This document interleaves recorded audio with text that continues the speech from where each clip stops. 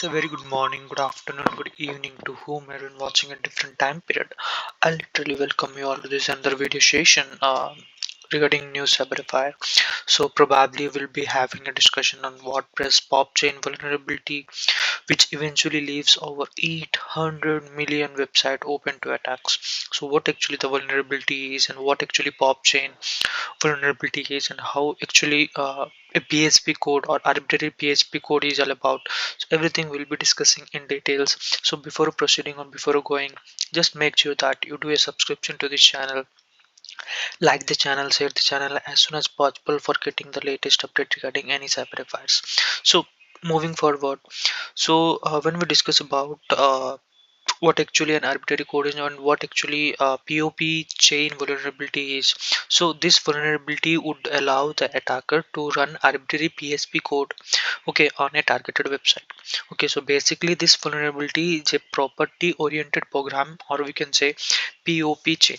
Okay, again I repeat, the vulnerability is a property oriented programming chain that basically requires an attacker to control all the properties of a deserialized objects.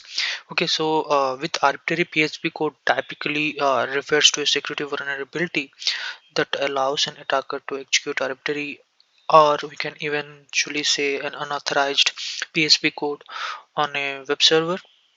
Okay, so this type of vulnerability can have a serious consequences, as it enables an attacker to run their own code on the server, potentially leading to unauthorized access, data breach, or eventually you can say malicious activities. So the term arbitrary PHP code is often associated with a code injection attack. Okay, again I repeat, the term arbitrary PHP code is often associated with code injection attack, where an attacker exploit vulnerabilities in a web application to inject, like we can say WordPress, right? WordPress is one of the best example of that. So and execute their own PHP code. Okay, so there are we can even say there are several common types of code injection attack, which basically include SQL injection, right? So attacker basically inject malicious SQL queries into input fields, exploiting the vulnerability in the application, and started handling of the user inputs. If the input is not properly sanitized or validated, even we can say an attacker can manipulate the SQL query, which eventually started executing by the server. Okay, then after cross-site scripting, again I repeat, for the SQL injection, what actually happened is that the attacker inject malicious SQL query, okay, into input fields, exploiting the vulnerability in the application, handling of the user inputs. If the input is not properly sanitized or validated, an attacker can manipulate the SQL query executed by the server. Okay, so yeah, this is how actually the SQL injection is comes under cross-site scripting. What is cross-site scripting? So basically, XSS refers as a suffix. Attack basically involves injecting malicious script into web page. Okay, whenever you just right click and inspect the page, you will get a code. Okay, whenever you go to any website or even you can say Instagram, you just right click and start inspecting the code. You will get the background on what actually it has been running, on which programming language it has been running, you will get. So here the temperation or temper of the website or web page has been handled through cross-site scripting. Okay, that basically involves injecting malicious script into web page, and that are even been saved to another user. So while XSS is a primary and client side attack, okay, so it can be used to inject arbitrary PHP code. If the server side application is not properly securing and validating user inputs, then the performance of the cross site scripting is eventually been involved in that, and eventually been a bit of that. So remote file execution or RFI, and file local file inclusion. What is RFI and LFI? So RFI and LFI vulnerability basically occurs when an application includes files based on user inputs without proper validation. Okay, so a critical. Okay, so this is the exact scenario, folks. What actually the thing happens and how actually the injection, or we can say basic scenario, you can take it as.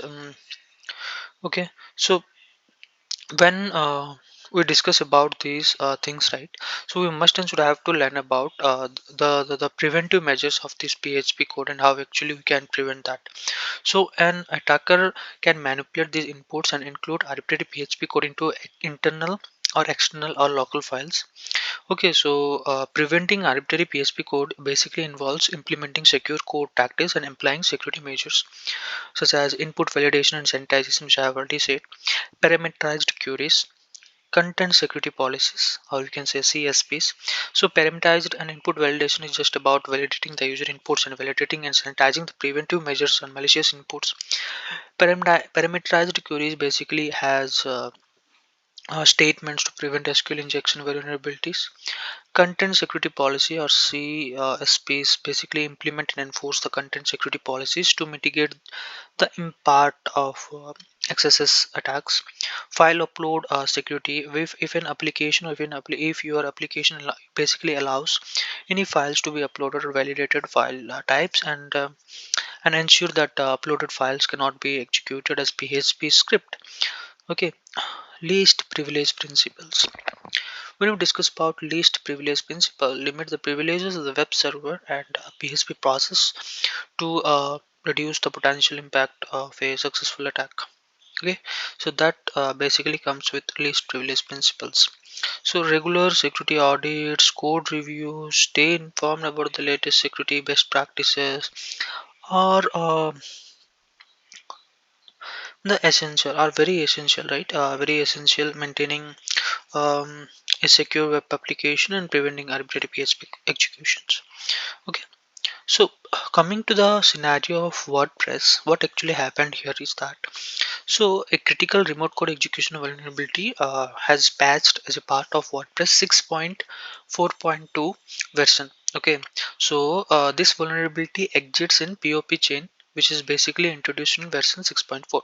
We have discussed a lot about PHP or POP chain and what actually it is, and what is PHP code execution, arbitrary PHP code execution, how web application become a bait on that due to cross-site scripting and SQL injection. Okay, and I have also discussed about the prevention measure, what to need to be taken, input validation, sanitization of the network, then after contamination of the, then after I have already discussed about CPS, content security policies, file upload security, least privilege principles. So the class basically here this vulnerability exists, we can have discussed. There was no CVE assigned for this vulnerability. However, WordPress argues its user to upgrade to the latest version, basically to prevent full site takeover attack in case of another vulnerability which basically exists. So WordPress pop chain plans. So this vulnerability basically exists in WP HTML token class, which is used to improve HTML phrasing in the block editor. Okay, so this class basically contains a destruct method. We have constructor, we have destructor. Okay, in our computer science we have learned. So destruct method that gets the executed automatic when the PHP has proceeded and the request has been expected and accepted. So it is also use call user functions to execute the function page to the on destroy property. Okay, the threat actor can take full control over the on destroy and bookmark name properties by exploiting an object's injection vulnerability and also executing arbitrary code on the website. Okay, so moreover, there is a potential POP chain in the WordPress that basically codes that has increasingly risk of object injection vulnerabilities. However, the current version of WordPress newly added wake-up method to use this serialized object with the WP HTML token class that prevents the destruction function from executing. Okay, To complete report about the vulnerability has been published by WordPress, which basically provides predefined details about information about the source code and also the analysis for the other information, which basically become the bait through this construct function, destruct function. Pardon me. So, user of this WordPress are recommended to upgrade to the latest version 6.4.2 to prevent this vulnerability from getting exploited by the threat actor. Okay, so basically to install the version or latest version of the WordPress, a complete guide with a step-by-step procedure has also been provided. So this is all about today's analysis, folks, regarding the WordPress pop-chain vulnerabilities, which eventually leaves over 800 million websites open to attack. So probably I will be ending the session here still for you. I hope you have enjoyed it.